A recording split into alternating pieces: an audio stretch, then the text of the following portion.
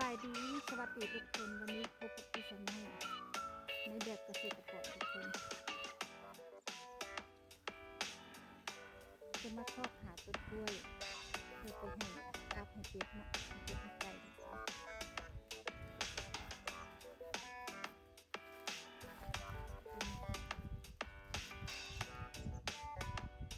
สบายดีสวัสดีพ่อพ่อ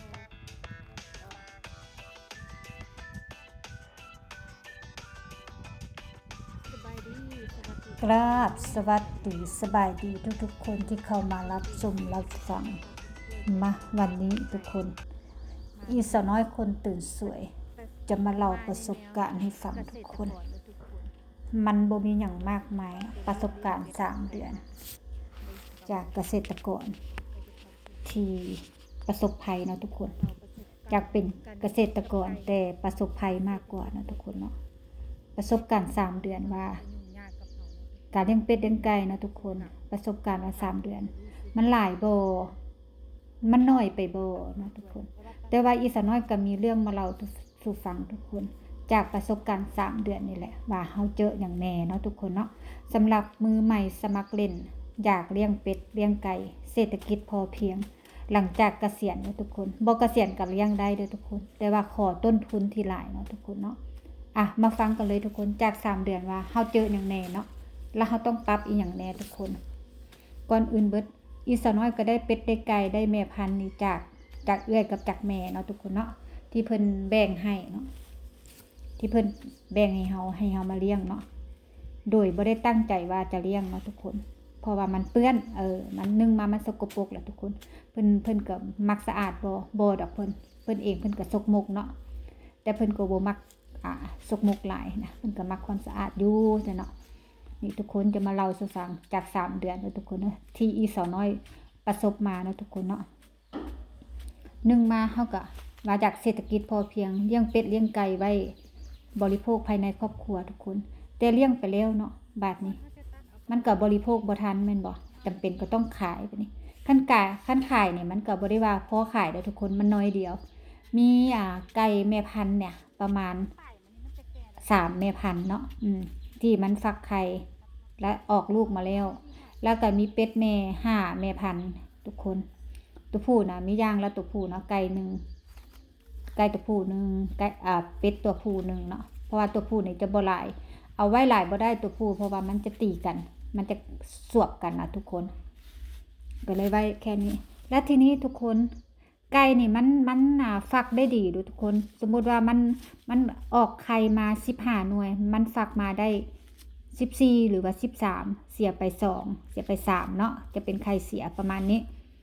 ได้ดีอยู่แต่เป็ดนี่ทุกคนมันยากหน่อยนึงได้ทุกคน5ตัวนี่เฮาฮู้เลยว่าตัวใดออกไข่หลายแล้วตัวใดแตกมาเป็นเบาะได้ลูกหลายเนาะเฮาก็ฮู้เนาะคันเฮาบ่แล้วตัวใดออกไข่หลายละเบาะออกมาก็ได้ครึ่งนึงหรือว่าบ่ได้ฮอดครึ่งเนาะ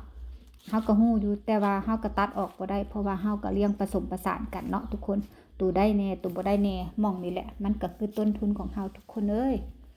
ตรงนี้แหละเพราะว่าหยังเฮาเลี้ยงว่าเศรษฐกิจพอเพียงเนาะมันบ่มีพอเพียงสำหรับเฮาดอกทุกคนมันมีแต่อยากเพิ่มล่ะจิตใจคนเฮานี่มันยากอย่างแท้ได้ทุกคน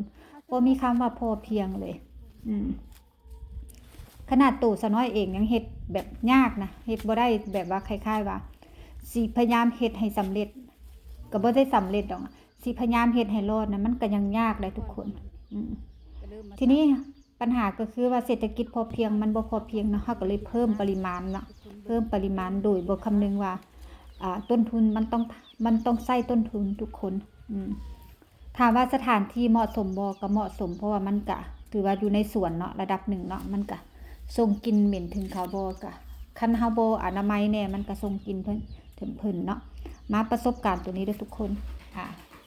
ก็เลี้ยงเป็ดเลี้ยงไก่เนาะสมมุติเป็ดถ้าไก่นี่เฮาก็สิบ่หวังหรอกเพราะว่าไก่นี่ประมาณ4 เดือนหรือ5 เดือนเนาะมันถึงจะได้โตเต็มที่พอได้บริโภคหรือว่าพอได้ไปขายเนาะแต่ว่าภายใน 3-4 เดือนนี่นะทุกคนเฮาต้นทุนเฮาหนาแท้ๆได้เฮาถึงจะเลี้ยงสามารถเลี้ยงได้เนาะแม่นึงออก10 ตัวก็คือ10 ตัว15 ตัวก็คือ15 ตัวเลยได้ทุกคนมันไก่นี่มันใช้เวลาได้บัดนี้แล้วบ่มีไผ อยากได้ตู่น้อยไก่พอไปเลี้ยงเนาะมีแต่คนต้องการตู่เป็ดน้อยเนาะไก่น้อยนี่บ่เป็นที่ต้องการของตลาดแต่ว่าไก่ตู่เต็มที่ที่ว่าสามารถบริโภคได้นะเป็นที่ต้องการเนาะสำหรับไก่บ้านเลยทุกคนตรงนี้ไก่บ้านของเขาเนาะเขาจะบ่ต้องการไก่น้อยเนาะแต่ว่าเป็ดน้อยนี่เป็นที่ต้องการของคนเอาไปเลี้ยงที่ว่ามันจะตอดกันนะทุกคนไปขายจำหน่ายเนาะเพราะว่าเป็ดอันนี้จะเป็นเป็ดกึกหรือว่าเป็ดเทพเนาะแล้วทีนี้เป็ดนี่3 เดือนมันกระตูเต็มที่เลยแล้วเป็ดเต็มที่แล้วได้ทุกคนมันสามารถเลี้ยงได้แต่ว่าเราต้องต้นทุนหนาเพราะว่ามันสลับกันเนาะคือหาแม่นี่มันก็ออกไข่บ่เต็มที่บางตัวก็ออกไข่บ่เต็มที่กันทำบ่เลี้ยงไว้นี่มันก็ไปเลี้ยงแต่ตัวเดียวก็บ่ได้ว่าตัวนั้นออกไข่ดีแบบซี่แหละเนาะเราก็ต้องเลี้ยงผสมผสานนั่นก็คือต้นทุนของเฮาเนาะบัดนี้ตรงนี้ล่ะทุกคนมันยากอยู่ตรงต้นทุนนี่แหละทุกคนว่าแม่นอยู่หาหยังให้มันกินก็ได้อยู่หาหยังให้มันแบบบ่ได้ทุกคนมันจะแบบมันจะวุ่นวายเฮาจะแนมเห็นแบบสิละเฮาจะแนมเห็นนี่มันจะวุ่นวายแล้วปีนขึ้นเฮือนครัวเฮาเนาะแบบสิเฮาต้องหาให้มัน1มาอาหารเม็ดหัวอาหารเนาะ2มาหำ3มาคือพักการบ่มีพักกันนี่แหละเฮาก็ตัดต้นกล้วยอ่อนมาผสมกับหำให้สิแหละทุกคน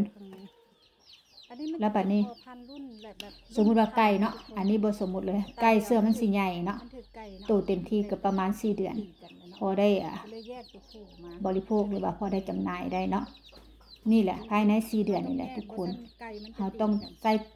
ต้นทุนเต็มที่เลยทุกคนเพราะหัวอาหารเนาะ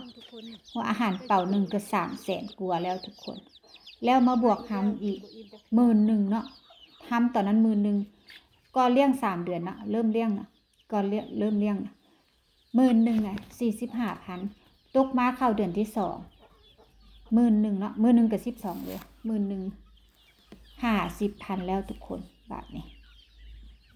50,000แล้วตกมาเดือนที่2เข้าเดือนที่3แล้วตอนนี้จะเลยเดือนที่3ไปหาเดือนที่4แต่ว่าไก่นี่ยังบ่โตเต็มที่เลยทุกคนเดือนเดียวก็ยังเอาเตาะอยู่นี่แหละเฮาต้องลากยาวต้นทุนเฮาไปอีกยาวไก่ทุกคนมันตรงนี้แหละเลี้ยงน้อยก็บ่ได้เลี้ยงหลายก็สิตายทุกคนจากประสบการณ์ของอีสาวน้อยคนตื่นสวยเด้อทุกคน